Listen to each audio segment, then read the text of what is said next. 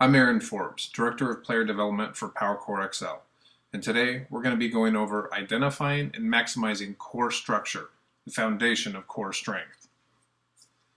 There are two basic ways to determine an athlete's core structure. One, a physiological or visual screening assessment, or two, an X-ray MRI examination. The first physiological or visual screening assessment is the front squat. Average core structure of the low back can cause improper lifting techniques. In the front squat with average core structure, the torso cannot maintain upright position, thus causing a forward lean and the heels to come off the ground. An individual with great core structure will be able to maintain ideal upright position of the torso. Great core structure allows the back to maintain the proper extension so the torso is upright and the proper lifting technique is well maintained. In this side-by-side comparison of an example of what average core structure would look like with an individual maintaining this kind of form in a front squat versus an example of an individual with great core structure and their technique and position performing a front squat. As you can see, the two are vastly different, and the individual on the right will have superior strength, leverage, and flexibility. The next physiological or visual screening assessment is of the overhead squat. Great core structure allows the lower back to maintain proper extension or curve during the entire phase of the lift. Now in this photo, you can see the series of pictures starting at the bottom phase of the overhead squat. This individual maintains great core structure throughout the entire lift. This is a classic example of the physiological or visual assessment of football players. In this picture, you can see the player in the football stance with the red arrow pointing to the lower back. You can see the great core structure this athlete possesses. You can see the dip or curve in the lower back very clearly. Now if you look to the right, the two other players next to him, you'll see their lower back is completely flat. They have poor core structure. This is probably my all-time favorite picture of identifying core structure by visual assessment. As you can see, this is Michael Johnson on the left and a very muscular individual on the right. Elite level sprinters can easily be identified by their upright torso, a direct product of great core structure in the lower back. You can see the photo on the left of Michael Johnson. His torso is perfectly upright. The individual on the right, yeah, he's buff.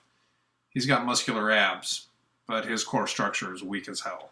When I do seminars or symposiums, the number one question I ask the audience is, will strengthening the core muscles strengthen your core structure? As you can see the picture of this individual, they have phenomenally rocked abdominals. However, what kind of core structure do they actually have? The answer? Who knows? The only way to be able to tell what kind of core structure this athlete would have would either be by the visual assessments we spoke of earlier or by X-ray or MRI. Remember, just because you have rock hard abs doesn't mean you have great core structure or even core strength. Now, how can that be? Well, think about it. What are those strong, powerful core muscles attached to?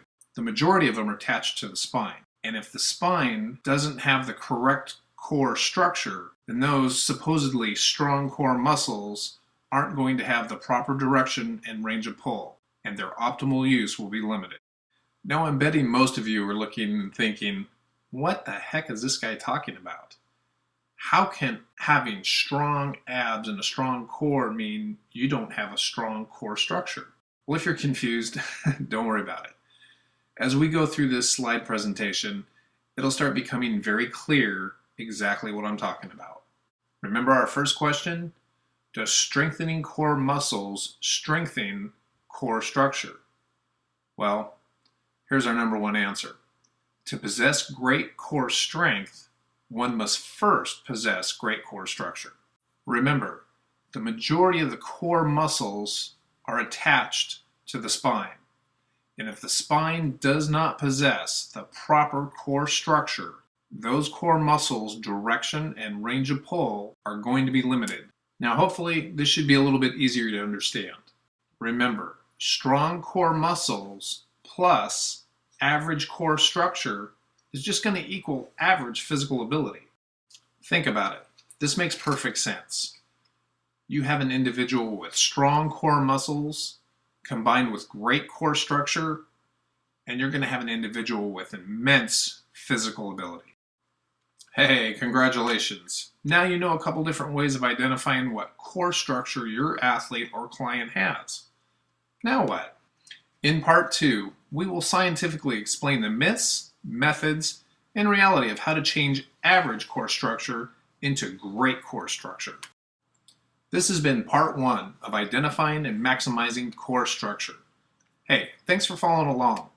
And make sure you stay tuned for part 2 when we actually get into the meat and potatoes of how to change that average core structure into great core structure.